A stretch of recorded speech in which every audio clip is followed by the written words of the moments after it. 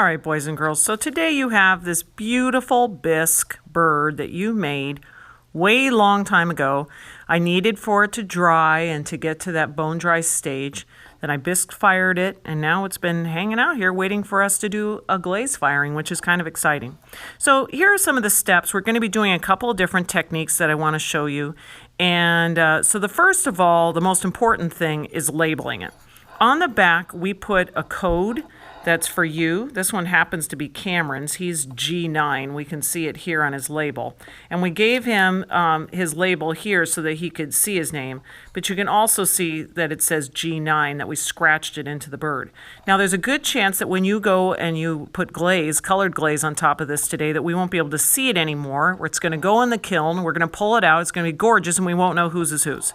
So what I want for you to do is to take your label off your bird, and you're going to put it onto this gross piece of paper that you're going to be working on today. And when you give it to us, you're going to make sure that you give your bird to us on that little piece of paper so that we can make sure that before it goes in the kiln that it's been labeled and we know it's yours. That's the only way this is going to work. Now, when you made your bird, a lot of you, I was instructing you to leave your wing here plain. And the reason I did that is because I had heard about these super cool, what are called decals. This is something that's used in China on a lot of the bowls that they make. You'll see these really intricate, beautiful designs, and you'll think, man, how did they hand paint that? Well, the thing is, what they do is they actually paint the glaze onto this thin piece of rice paper. I actually found out about this when I was researching paper for our first quarter studies. And sure enough, they put that design, they print the glaze onto the paper, and then what they do is they just press it, almost like a temporary tattoo, onto the bisque. So I want to show you how to do that. You're going to start off with a wet sponge. You're going to put it into the water, and when you do, I want you to squeeze it out. You can see that no water is dripping out of here. And you're going to be putting it onto the wing. I don't want you to put it where you put all that texture with your noodles. So I want it to be wet. You can come back a few times and really get it pretty wet. You're going to notice that because that bisque is so dry, it's going to just suck up that water like anything. You're going to feel like, man, did I get it wet or not? So I want you to get it good and wet. And then I want you to take the decal, and you can tell which side has the glaze on it. One side is going to be kind of plain, and then one side will be much more vibrant. You're going to take that vibrant side and set it down, face down, onto here. And then I want you to go over the top of it with your sponge. And when you do, you're immediately going to see that the water has really made it a lot darker on here. So I'm just going to push down. I'm being very careful not to move the decal, because just like if you've ever had a temporary tattoo put onto you, if you start to smear it all over, it's just going to go all over the place. Once it looks like it's pretty good, I'm going to take the edge of the paper and I'll peel it off, and just like that, I now have the design on here on my bird, which is super cool. So that was just a technique that I wanted to share with you today. Now, the next thing that's going to be happening is that you're actually going to be, and when you have this, just throw it away somewhere so it doesn't get in our way. The next thing is that we have our glaze, and our glaze actually already has glass in it. We're going to be putting a clear layer of glaze over it. You'll understand that probably easier, better, but this is actually clay that has color in it. This actually slip, since you guys are smart now, it's slip that has color in it, and then they actually also add glass into it. Now, I have it numbered. For this tutorial, it's just showing the color blue. Some classes are going to be colors of red. Some of them are going to be shades of green. I don't want anyone to go, what? Why'd they get blue? I wanted blue. You just get what you get, and you don't get upset, people. Just be happy. But I want you to notice 1, 2, 3, 4. One is going to be always the darkest version of the color, and 4 will be the lightest, and then the numbers in between are in between. You get the idea. So what I want to show you here, though, the reason that we did texture with the noodles was because I wanted for you to be able to use this technique. I'm going to take my number 1 color, and I'm actually going to go, Cameron used some noodles to write his name. Now you'll notice that I'm going right over it, and you might be thinking, well, Miss Heat Dirks, how is he supposed to be able to see his name if you went over it? Here I'm going to use this dark blue, so don't worry yet. I'm going to use this dark blue, and I'm going to come over all this stuff that he did over here. And I'm just going to do it on the body.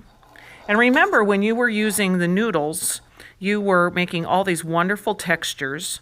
So I'm going right here where I'd like this to be. And maybe on this part of it, I'll use a lighter color. I'm actually using my number 2 color. So I'm coming here and I'm making sure that I'm getting into every one of my little nook and crannies here. And you'll also notice that I'm just going along the top.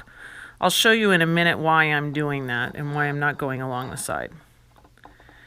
Now, I've got my glaze all on here. And now, let me show you what I'm going to do. I'm going to take that same sponge that I had before. I'm actually going to squeeze as much water out of it as possible.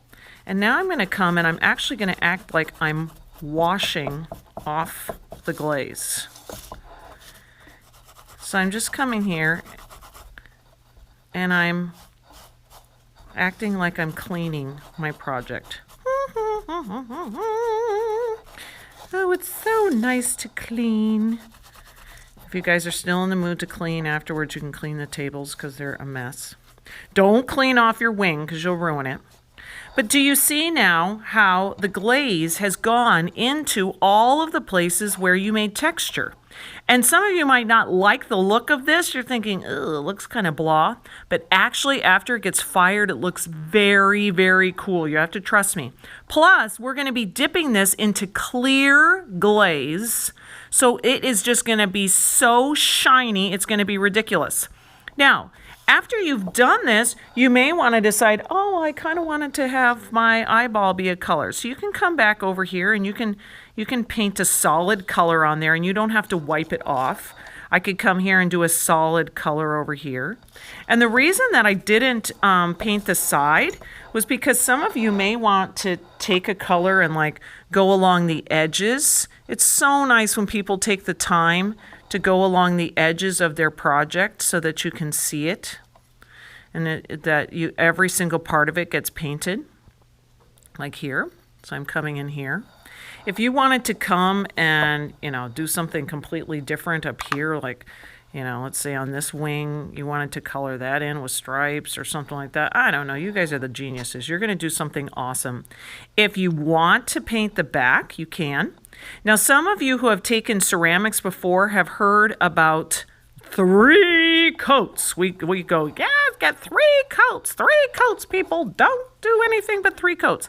The reason that we say 3 coats is because if you want the color to be super, super dark, you want to do 3 coats. You want to paint it once, then you're going to paint it again with the same color, and then paint it again with the same color. And you're going to do that 3 times. And in between, because this clay is so dry, it's just going to soak it up, and that'll be really cool. So here I'm just actually kind of doing like this. But if you only do 1 coat, that's fine too. It just means that the color is going to be a little bit lighter. If you look here on this sample, right here where this is super dark, that probably has about 3 coats. Where here, where it's much lighter, that probably has 1 coat. So even though this only has 1 coat, it almost ends up looking more like watercolor, which is really cool. If you even look at this one, this is our darkest color. Right here is super dark, whereas here it's much lighter. So this might be 3 coats of the color, this might be 1 coat of the color, but no matter what, it still looks really cool. If you wanted to do some sort of detail, what really works out nice is to use the back of your paintbrush. So if I wanted to take here and put on some tiny little dark blue polka dots, I could just touch the back of my paintbrush. I don't know if you can see that I have some glaze on there. And I can just make these tiny little dots. Some of you may want to come back and do your eyeball or something like that. Some of you may, even though you can see now that this is dried, we could come here and do some little designs on here. There's so many things you can do. I'm kind of doing this quickly because I know you guys are probably dying to get going and you're like, hurry up, Miss Heat Turks. Now, just let me say, you can paint on the back. You can keep it completely white, or you can paint the back. That's totally fine. Just remember when you bring it to us, to bring it to us on this piece of paper. Also, you're going to have plenty of time. Please make sure that you do the sides. This is going to be something that's going to be hanging in your house. And when you're 37 years old and you come home with your wife and your kids or your husband or whoever you're with, You don't want it to be that they look at your bird and go, why didn't you paint the sides? No, they're not going to say that. I'm just saying, do a nice job, because it's probably going to be something that you're going to have for a long time.